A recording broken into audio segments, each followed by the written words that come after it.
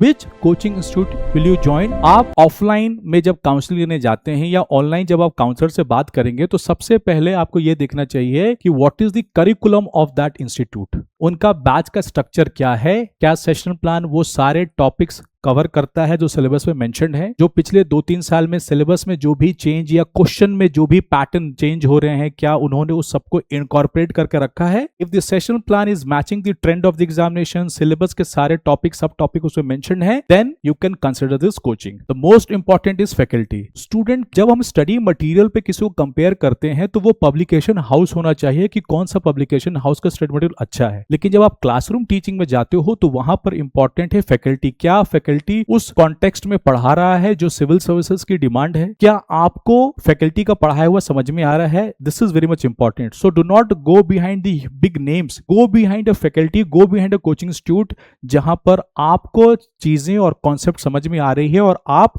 Correlate कर पा रहे हो, सॉल्व कर पा रहे हो PYQs of prelims and mains, तो वो आपकी इंस्टीट्यूट है। ना how will you know about the faculty.